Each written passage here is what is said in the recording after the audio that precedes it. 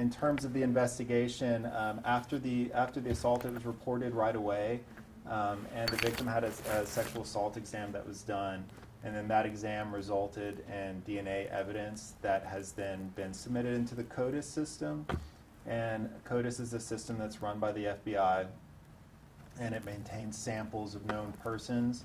And when you have a case like this where there is a stranger's or an unknown person's DNA, it's put into the system, and periodically it results in hits or matches. And so that's the match that led us to identify Terry McVade as a person of interest in this case. Through that result came back at the end of October 2019, and I was assigned the follow-up for that result the very next day. So I've been unable to get in touch with Terry McVade. So if anybody has any information about where he is, what car he drives, any sort of phone numbers or social media accounts, if you could call those numbers that we discussed, that'd be really helpful. If anybody has any questions.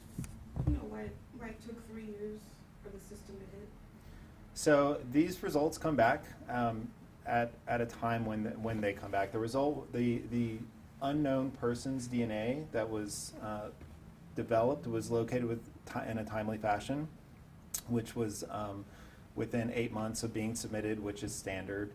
And once that's submitted into CODIS, there's really no telling when the match is made. It could be that the suspect's DNA wasn't already in there, but I do know that once these samples are submitted, that they are constantly being checked against known samples. And so I can't really speak to why exactly it was, how long it was. And how does their DNA get submitted to CODIS? Like, how did it match?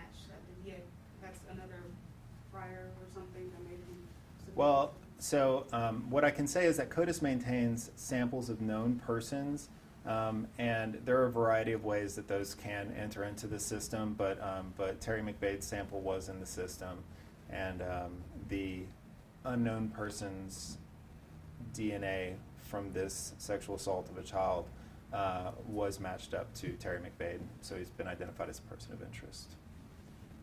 Was his information recently put into the system, or has it been? I don't have that information. I'm sorry to cut you off. Okay. But his information was put into the system, and like I said, these things are being run constantly. I am not enough of an expert to know exactly how complicated or how long each match takes to make, but the good thing is that these matches are being made, and they're being made every day. So. When's the last time you had contact with McVade? So I have not personally had contact with McVade. He was contacted by another agency in August of 2019 at a hotel off of I-35 in Georgetown, Texas.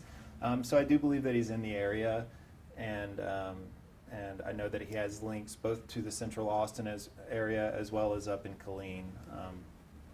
So yeah. Does this have anything to do with the DNA kit backlog? It doesn't have anything to do with that. No. Any nature of the incident, the child's age, how he was in contact with the child? So the thing about this case is that the child was a 16-year-old female at the time, and he was a stranger to her. So how he chose her as a victim, how the incident occurred in that way, I don't know. But I'm hoping to speak with him, and maybe we can clear up some of those issues. And I meant the delay. Did the delay have anything to do with the DNA kit backlog? Yeah, I understood your question, yes, sir. But it had nothing to do with the backlog. Basically, I spoke to the DNA lab, and they were able to confirm it didn't have anything to do with the backlog. If you have further questions, you can contact the DNA lab also. How did APD become alerted to this incident? So the victim called APD moments after. This happened about 1 p.m. on December 27th, 2017, and she called the police within about 10 minutes of the assault. Can you tell us where this happened in Austin? Yeah, it was in some apartments in the 6600 block of Ed Bluestein Boulevard. Any details on that incident? I mean, did he force his way in? Did he?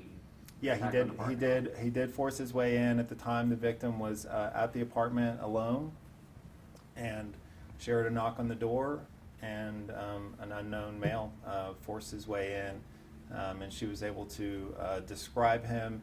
And I can say that the physical descriptors that she provided at the time are consistent with Terry McVade's. Does he have a violent criminal history? I can't speak to that. We'll take one more question.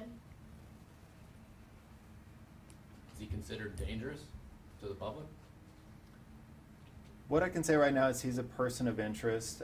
The person who committed this crime I would consider dangerous to the public. I have not been able to positively and finally link him to that, to be that person. But like I said, he's a person of interest.